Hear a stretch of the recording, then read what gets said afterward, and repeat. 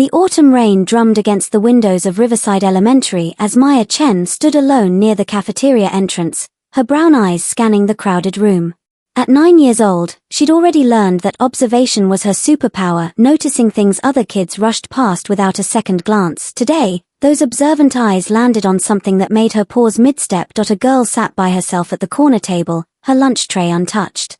She had copper-red hair pulled into a neat ponytail and wore an expensive-looking navy blazer that seemed out of place in their public school.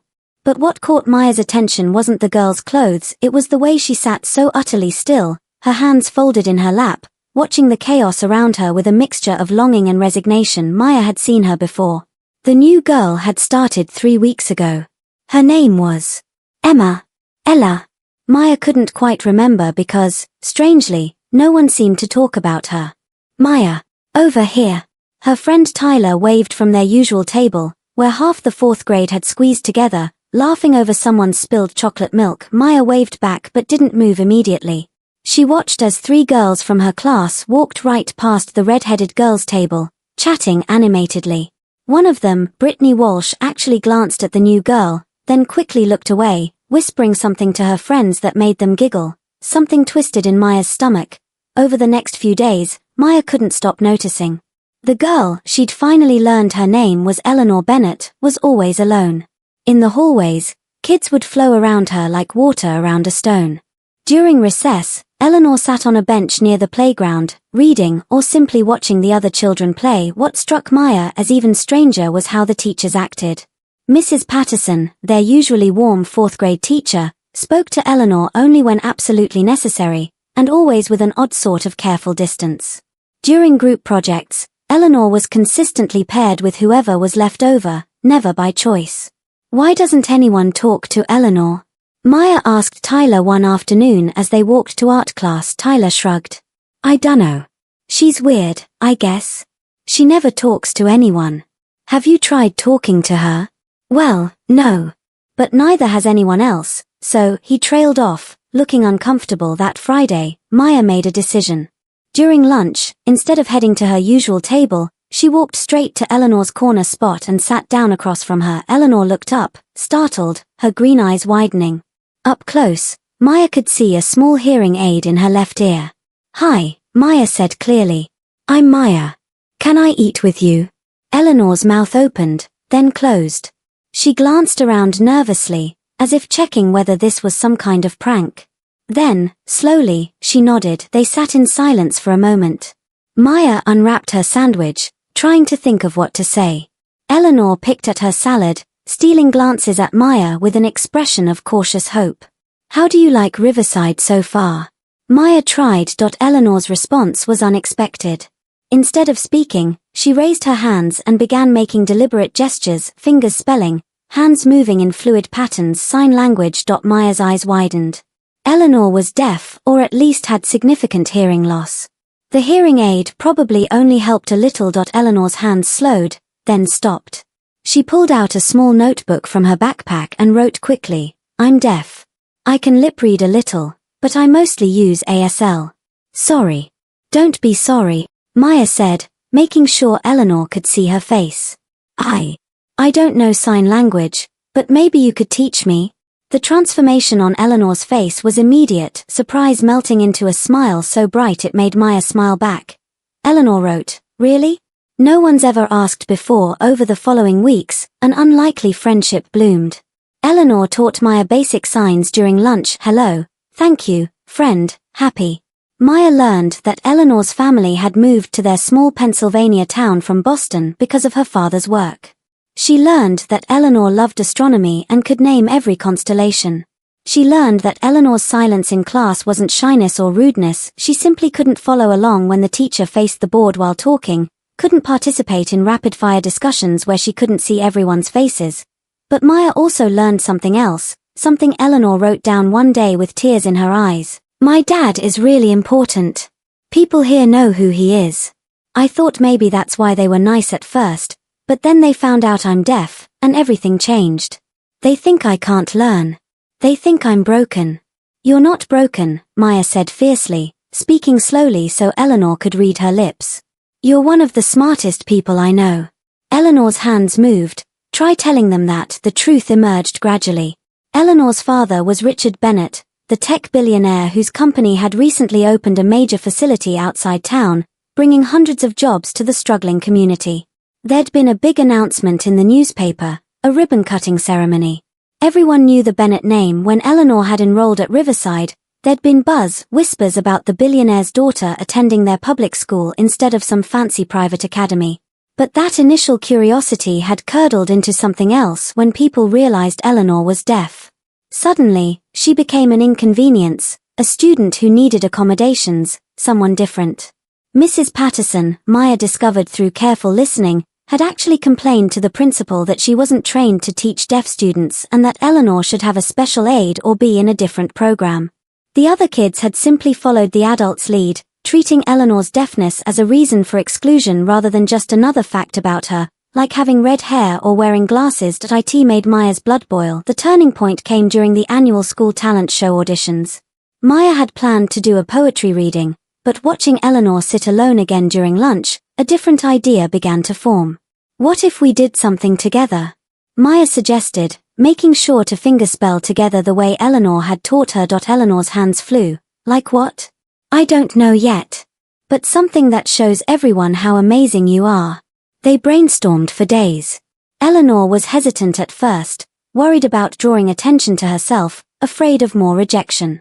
But Maya's enthusiasm was infectious, and eventually, Eleanor's own creative spirit emerged. Their act would be a combination. Maya would recite a poem about seeing the invisible, and Eleanor would simultaneously interpret it in ASL, making the language visual and beautiful. They'd show everyone that communication came in many forms. Audition day arrived. The school gymnasium echoed with nervous chatter as students waited their turns. Maya and Eleanor sat together, practicing their routine in small gestures. When Brittany Walsh saw them, she wrinkled her nose. What are you two doing? Is the deaf girl going to stand there and wave her hands around? Maya's fists clenched, but Eleanor touched her arm gently, shaking her head. She signed something Maya had learned, not worth it. Their turn came. Maya walked onto the small stage, Eleanor beside her. The chattering audience, mostly students and a few teachers, barely quieted down. Mrs. Patterson looked skeptical. Maya cleared her throat and began. We see with more than eyes, we hear with more than ears, we speak with more than voices, we understand with open hearts. As she recited, Eleanor's hands moved, graceful, expressive, transforming each word into something visual and profound. Her face became part of the performance, expressing emotions that gave depth to Maya's words.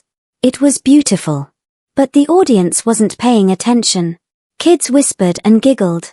Someone made a mocking hand gesture. Maya's voice wavered. Then Eleanor stepped forward. What happened next, no one expected. Eleanor began to sign rapidly, fluently, her hands and expressions conveying something passionate and urgent. At first, the room stayed noisy. But something about her intensity, the clear emotion on her face, began to command attention. The whispers faded. Students leaned forward. Eleanor continued, her signing growing more powerful. She wasn't performing anymore, she was speaking from her heart. Finally, she stopped and pulled out her phone, typing quickly. The auditorium's projection screen, set up for the auditions, suddenly displayed her words. I came to this school hoping to make friends. Instead, I became invisible. You all see my deafness before you see me. You think because I communicate differently, I have nothing to say. But I've been watching you, and I've seen things you don't even see about yourselves. I've seen Tyler help a first grader tie his shoes when no one was looking. I've seen Brittany share her lunch with someone who forgot theirs. I've seen Mrs. Patterson stay late to help struggling students. You're all capable of kindness. So why not with me? I don't need pity. I don't need you to treat me like I'm fragile. I just need you to try. Learn a few signs. Face me when you talk. Include me. My father's money doesn't make me better than you. My deafness doesn't make me less than you. I'm just Eleanor. And I just want to be your classmate, maybe your friend. Maya saw that. She saw me. One person was brave enough to sit at my table. Can anyone else be that brave? The gymnasium was silent. Then, slowly, Tyler stood up from his seat in the audience. He raised his hands clumsily, forming signs that Eleanor had taught Maya, that Maya had shown him one day. "I'm sorry. Friends." The signs were rough, imperfect, but the meaning was clear. Eleanor's eyes filled with tears. She signed back, "Friends." Another student stood. Then another. Kids began raising their hands, trying to copy Tyler's signs, many of them getting it wrong but trying anyway. The gesture was what mattered. Mrs. Patterson stood too, her face flushed. "Eleanor," she said, making sure the girl could see her lips. "I owe you an apology. I let my own discomfort guide me instead of doing my job, which is to teach all students. I'd like to learn too, if you'll teach me." Eleanor nodded, unable to stop the tears now streaming down her face. But she was smiling. In the aftermath, things changed. The principal organized optional ASL classes during lunch. Eleanor suddenly had people sitting at her table, so many that they needed a bigger one. Group projects became collaborative again, with students making genuine efforts to include her. It wasn't perfect. Some kids still didn't make the effort. Some teachers still seemed uncomfortable. But it was better. Maya and Eleanor became best friends, inseparable. They taught each other constantly, Maya learning signs, Eleanor teaching her about astronomy and showing her the world from a different perspective. One afternoon, months later, Eleanor's father came to pick her up from school. Richard Bennett, tall, distinguished, clearly exhausted from a long day, smiled when he saw the group of children clustered around his daughter, all practicing signing together. "You seem happy," he signed to Eleanor, having learned ASL when she was young. Eleanor signed back with a grin. "I have friends now. Real ones." "What changed?" Eleanor pointed at Maya. "She saw me when I was invisible." Richard Bennett shook Maya's hand solemnly. "Thank you for being kind to my daughter." "She's not your daughter to me," Maya said. "She's just Eleanor. My best friend." Eleanor's father's eyes grew misty. "That," he said, "is exactly what she's always wanted to be." As they walked home together that day, Maya teaching Eleanor a new poem and Eleanor teaching Maya the signs for different types of stars, both girls understood something fundamental. True friendship begins with seeing people, really seeing them for who they are, not what we expect them to be. It begins with one person being brave enough to cross the distance, to sit at the lonely table, to learn a new way of communicating.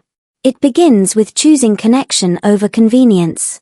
And once you see someone, truly see them, you can never unsee them again. That's when the magic happens.